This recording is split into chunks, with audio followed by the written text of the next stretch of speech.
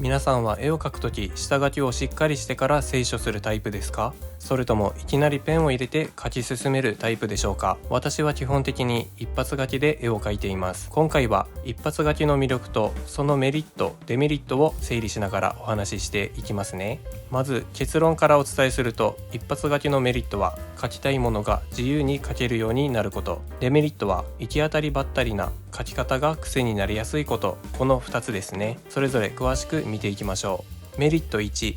絵を描く時の思考回路が把握できる。一発書きをすると頭の中でどのように線を組み立てているのか、その思考プロセスがそのまま線として現れます。下書きだと隠れてしまう判断の過程が可視化されるので、自分の書き方の癖や思考回路を客観的に把握できるようになるんですね。メリット2、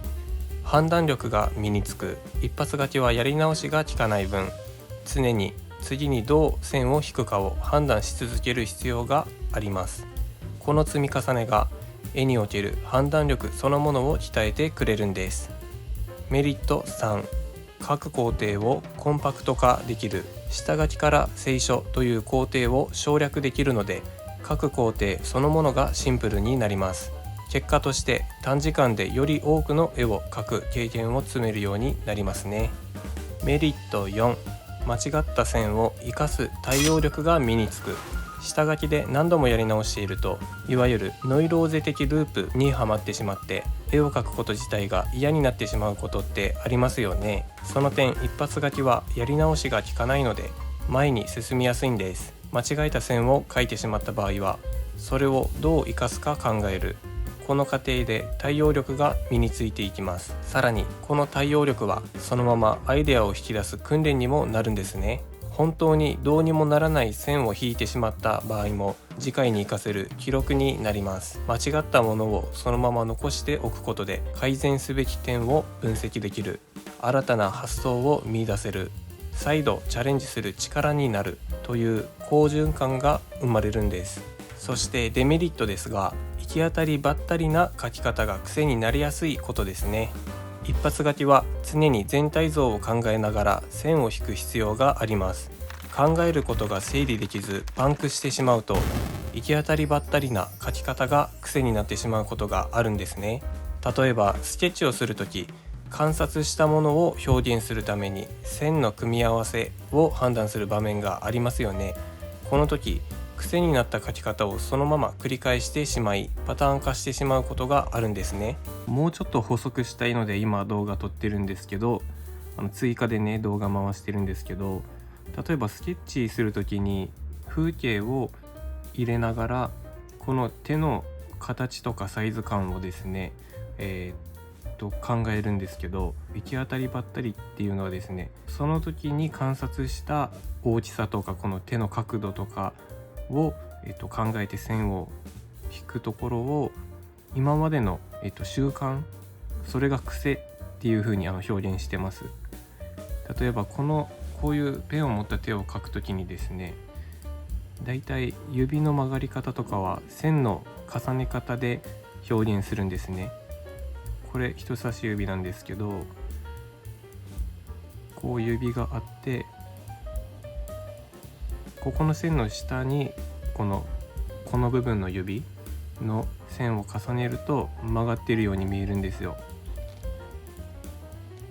スケッチするときに膝の上にノートを載せて書くときとカバンを下敷きにして書くときって高さとか手の角度が微妙に違って見えるんですよ。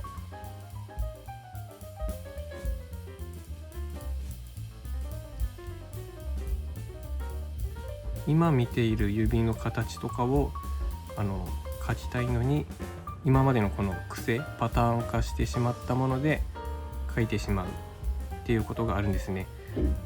別にパターンルーティンとして覚えておくのが悪いっていうことじゃなくて、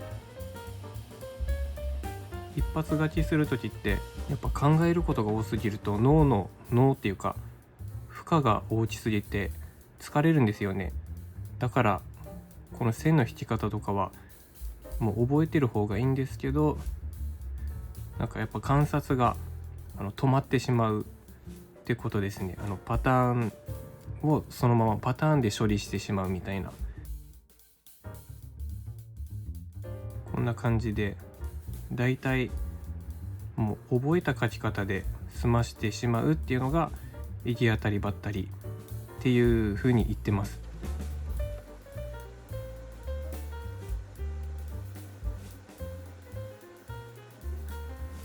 こんな感じですね。なので一発書きをする時の考え方みたいなのをもうちょっとね言語化できるようになったら、また他の動画でも作りたいと思ってます。これを防ぐには一発書きに慣れてきたタイミングであえて下書きをしてみることです。下書きをすることでどのような思考プロセスを経て今の書き方になっているのか、それを整理して理解することができます。そしてその理解が一発書きの精度をさらに上げてくれるんですね。一発書きが身についてくると、下書きをする時でもどういうつもりで線を引こうとしているのかが鮮明になるので、やみくもな書き方になりません。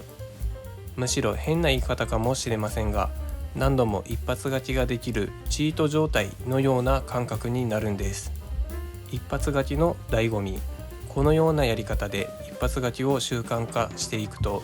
いいものを書くという結果だけを求める書き方から、絵を描くプロセスそのものが楽しくなり、味わい深いものになっていきます。これは絵を描く本人にしか味わえない感覚です。絵を描くという行為が非常に体験的なものになるんですね。そして一発書きの醍醐味はやっぱり落書きだと思います。皆さんも落書きをすることがあると思いますが、下書きがなくてもスラスラ書けますし、書きたいものが次々と浮かんでくることはありませんか？目の前にあるものをスケッチしながら思いついたものを組み合わせたり、現実と想像をクロスさせながら書いている時の自由な感覚はとても味わい深いものです。書きながら全体図を完成させていく過程は、書いている本人はもちろん見ている方にとっても楽しいものだと思います。今回は一発書きの魅力とそのメリット・デメリットについてお話ししました。絵の描き方には軸となる基本はあると思いますが、人の数だけバリエーションがある気がします。他の人の描き方が刺激となって新しいアプローチを思いつくこともあり、この相互作用も味わい深いものだと思います。皆さんもぜひ一発書きしてみてくださいね。そして思いついたアイデアがあればコメントでぜひ教えてください。気が向いたらチャンネル登録お願いします。